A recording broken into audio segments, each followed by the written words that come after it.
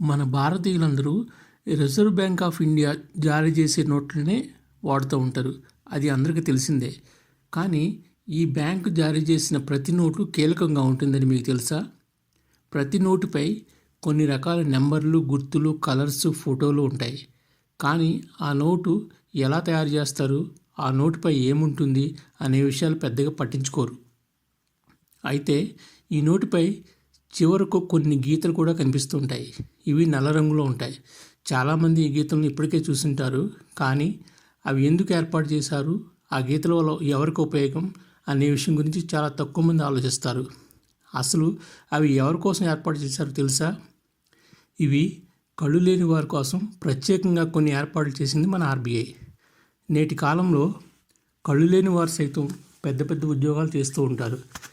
మరి వీరికి money transaction విషయంలో ఎలా ఐడెంటిఫై చేస్తారు, ఏ నోటు ఎంత అని ఎలా కనుక్కుంటారు? ఇలాంటి వారి కోసమే మన రిజర్వ్ బ్యాంక్ ఆఫ్ ఇండియా ప్రతి నోటుపై ఈ నల్ల గీతలను ఏర్పాటు చేసింది. ఈ నల్ల గీతలు కలర్లో కాకుండా వాటిని టచ్ చేస్తే ప్రత్యేకంగా ఏర్పడే విధంగా ఉంచుతారు. ఉదాహరణకు ఒక నోటుపై 5 నల్ల గీతలు ఉంటే చేతితో తాకితే అవి ప్రత్యేకంగా టచ్ చేసినట్లు అనిపిస్తుంది. అలా కళ్ళు లేని వారి కోసం ఈ గీతను ఏర్పాటు చేసి అది ఏ నోటో వారు గుర్తించగలిగే విధంగా ఉంచుతారు.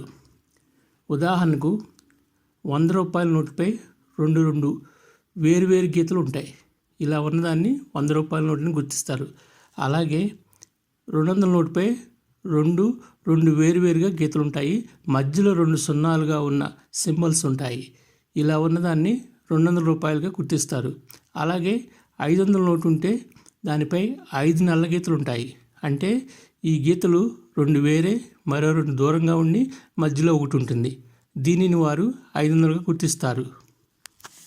ఈ విధంగా ప్రతి నోటుకు వారు కొన్ని గుర్తులు ఉంచుకుని అది ఏ నోటు తెలుసుకుంటారు. అలా పెద్ద పెద్ద ట్రాన్సాక్షన్ కూడా జరుపుతూ ఉంటారు. ఇలా కళ్ళు లేని వారే మనీ నోటుని గుర్తించినప్పుడు కళ్ళున్న వారు ఖచ్చితంగా అది నకిలీ నోటా, మంచి నోటా అనేది తెలుసుకోవాలి. ఎందుకంటే నేటి కాలంలో ఫేక్ నోట్స్ బయటకు వస్తున్నాయి కాబట్టి.